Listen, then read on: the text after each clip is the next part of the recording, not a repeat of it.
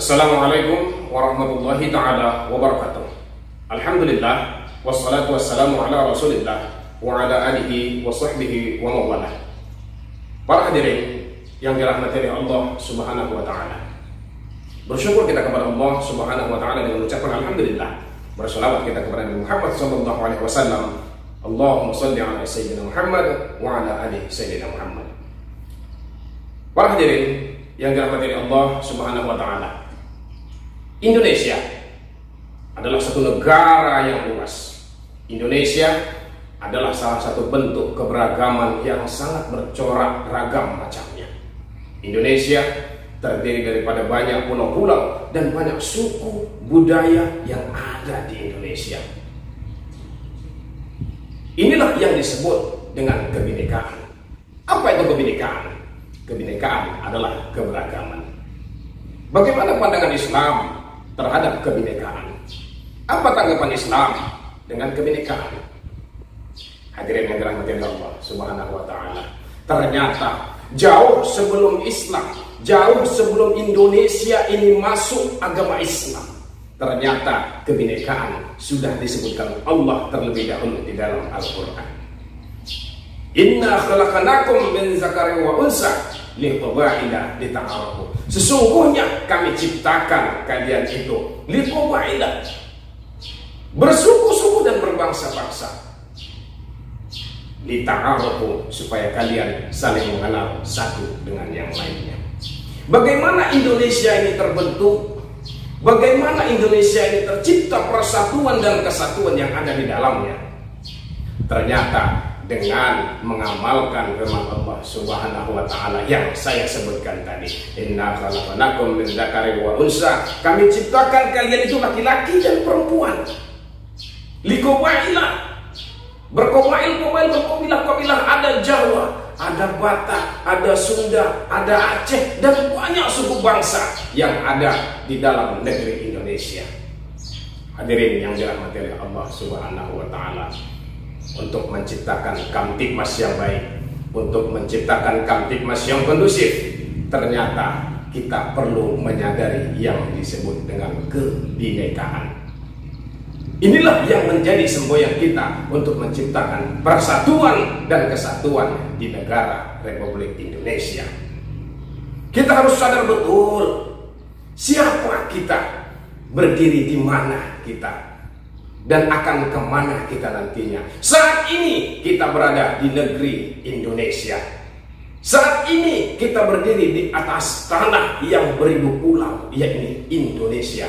Saat ini kita berada di tengah-tengah kerumunan homogen yang tercipta dan terdiri dari banyak suku-suku bangsa, banyak adat, banyak budaya. Namun terkadang keegoisan kita, sifat egois kita, inilah yang membuat perpecahan-perpecahan. Inilah yang membuat keretakan-keretakan ukhuwah kita sesama manusia. Inilah yang membuat kehancuran silaturahmi kita antar sesama umat beragama. Para hadirin yang dirahmati oleh Allah subhanahu wa ta'ala,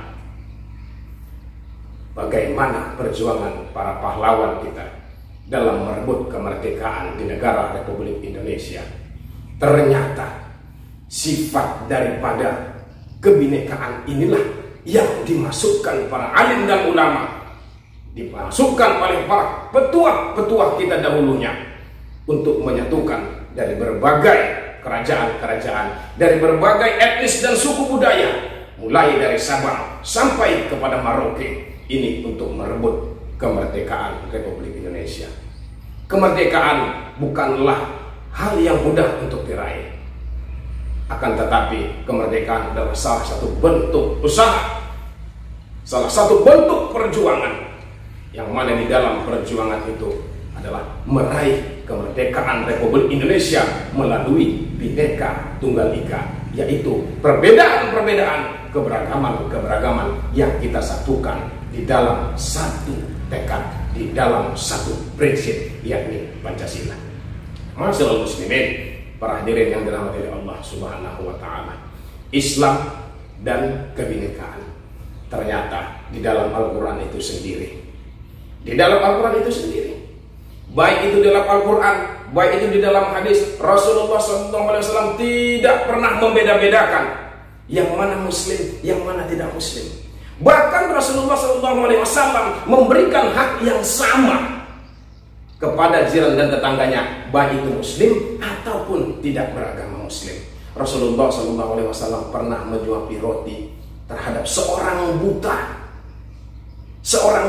yang bukan muslim. Dia adalah seorang kafir yang setiap harinya hanyalah menghina dan mencaci Rasulullah SAW. Namun karena akhlak Nabi Muhammad SAW yang begitu mulia, Rasulullah SAW tidak pernah tersinggung. Bahkan setiap harinya ketika Nabi Muhammad SAW melewati orang tersebut di persimpangan, Rasulullah dengan lembut menyuapi orang buta tersebut meskipun dia kafir. Rasulullah menyuapi orang tersebut dengan roti. Ketika Nabi Muhammad SAW telah wafat, ada seorang sahabat yang melihat orang buta tersebut kemudian memberikan suapan roti kepadanya. Apa ucapan beliau? Sesungguhnya engkau bukanlah orang yang biasa menyuapiku setiap harinya. Siapa engkau? Karena dia buta, dia tidak bisa melihat. Siapa engkau? Aku adalah Abu Bakar. Sesungguhnya orang yang setiap hari menyuapi dirimu adalah orang yang setiap hari pula engkau caci dan engkau hina. Dialah Muhammad SAW. Menetes air mata seorang buta. Kemudian dengan seketika dia bersaksi, bersyahadat masuk kepada agama Islam. Asyhadu an la ilaha illallah wa asyhadu anna Muhammadar Rasulullah. Nabi Muhammad juga menyebarkan agama Islam bukan dengan kekerasan, akan tetapi dengan santun, budi pekerti, dan dengan akhlakul karimah. Masyaallah muslimin yang dirahmati oleh Allah Subhanahu wa taala. Nabi Muhammad tidak pernah membedakan, oh ini Islam, oh ini bukan Islam. Nabi Muhammad tidak pernah membedakan ketika si muslim sakit, ketika si kafir sakit. Nabi Muhammad walaupun seorang kafir yang sakit, Nabi Muhammad tetap datang ke rumahnya dan menjenguk, bahkan membawakan buah tangan kepada si pesakit tersebut. Inilah bentuk kebinekaan yang dilakukan oleh Nabi Muhammad SAW. Bagaimana dengan kita? Afala tatafakkarun? Apakah kita tidak berpikir? Banyak sudah contoh yang diberikan Allah Subhanahu wa taala melalui daripada firman-Nya dalam Al-Qur'an.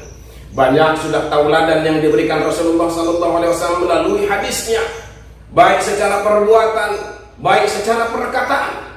Nabi Muhammad SAW memberikan contoh kepada kita tentang kebinekaan yang seharusnya dilakukan seorang muslim, baik kepada muslim yang lain ataupun kepada orang yang tidak muslim. Masyaallah muslimin, sidang pendengar yang dirahmati oleh Allah Subhanahu wa taala. Mari kita bangun rasa kebinekaan kita. Mari kita jadikan Islam dan Al-Qur'an maupun hadis sebagai landasan kita berbineka tunggal ika. Berkeberagaman, perbedaan, namun tetap memiliki kesatuan. Al-jam'atul rahmah wal furqatul azab. Bersatu itu rahmat, sedangkan bercerai itu azab, kata Nabi Muhammad SAW. Seirama dengan semboyan kita di negara Republik Indonesia. Bersatu kita teguh, bercerai kita runtuh. Sidang pendengar, hadirin yang dirahmati oleh Allah Subhanahu wa taala. Demikian yang dapat kami sampaikan melalui ceramah singkat kami tentang Islam dan kebinekaan. Tidak ada satupun usaha, tidak ada satupun segala usaha yang kita lakukan yang bisa kita raih apabila kita bersendiri, apabila kita bermain sendiri. Akan tetapi dengan persatuan, dengan rasa kebinekaan yang ada di dalam hati dan diri kita, insya Allah semuanya akan bisa tercapai dengan baik. Dengan kita menyadari ternyata bukan hanya kita yang berdiri di atas bumi Allah Subhanahu wa taala ini. Banyak suku-suku, banyak adat istiadat, banyak bangsa yang ada di muka bumi Allah ini. Namun, apakah kita menyadari tentang perbedaan, tentang keberagaman, tentang kebinekaan yang ada Allah ciptakan di muka bumi ini? Masyaallah muslimin, sidang jamaah pendengar yang dirahmati oleh Allah Subhanahu wa taala. Demikian yang dapat kami sampaikan, kurang lebih kami mohon izin, mohon dimaafkan. Wabillahi taufiq wal hidayah. Assalamualaikum warahmatullahi wabarakatuh.